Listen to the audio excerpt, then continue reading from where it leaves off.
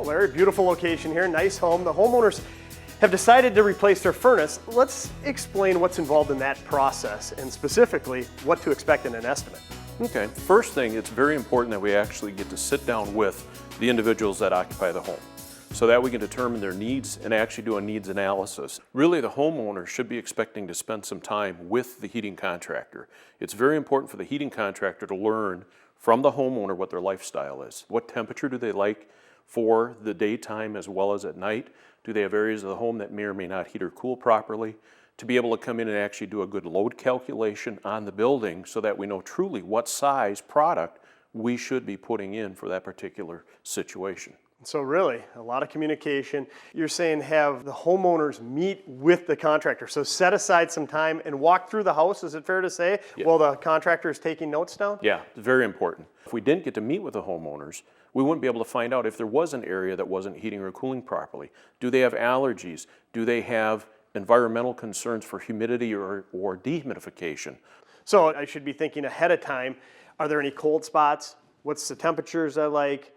Have I done any remodeling? That probably comes into play as well. Oh, it very much so comes into play. If they have done any upgrades to the home, that's going to drastically change, in most cases, the size of the furnace that's going to be needed to heat the home in a positive way. If they've added insulation, if they've upgraded windows, that's going to make their home more weather tight, which in turn is going to reduce the heat loss of the home so we can get by with smaller equipment. It's going to increase the efficiencies then of the home itself. So obviously it's very important to meet with your heating contractor. Set aside the hour that it might take, but it's going to be well worth it in the operation and comfort of the system. Definitely. So let's just walk through this home. You have a nice big wall of windows here. Looks very beautiful, but is it challenging from a heat loss calculation?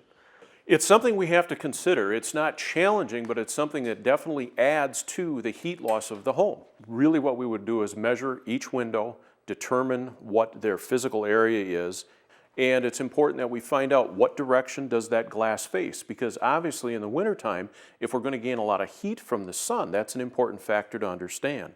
And in this case, do they have draperies or blinds? If they don't, you have a lot higher heat loss through those same pieces of glass than the individual that has a good quilted blind. Makes a big difference on what heat loss is going to occur in that home. Well, it's amazing how much different factors influence the heating and cooling abilities of a system. Definitely. And then when you look here, this actually faces east, so there's not a whole lot. It's just morning sun coming in, but they also have a covered wraparound porch. Yeah, and that's an important detail. With that being covered, you're really never going to get any direct solar gain through these windows on the lower level. The upper you would, but not down below. Okay, east side, move to the south. They have a sunroom there. A few less windows, but windows just the same. Exactly. Sunroom definitely comes into play, and again, that's important to talk to the homeowner. How do they use that? Are they expecting that to be conditioned to the proper temperature all of the time, or are they going to understand that when the sun's shining in on them, that's going to be warmer than the temperatures they're trying to maintain within the rest of the home in the wintertime? Okay, so lots of factors that can influence the performance of a system down the road. Okay, so the contractor's walking around with the homeowner, taking notes down. What's the next step in the process? What, as a homeowner, should I expect to get in return? Couple different things. One, first off, from all of the notes, as well as taking all of the measurements of the home. Typically, the heating contractor is going to be doing a load calculation to determine the exact size, because after those upgrades we talked about, it's going to make a difference on the heat loss that we really have now today in the home. The next step in the process is taking those details and the load calculation so that the heating contractor can do a good job in putting together the proper proposal based on their specific needs. Are there areas of the home that have to heat a certain way? That's something that we have to take into account as well.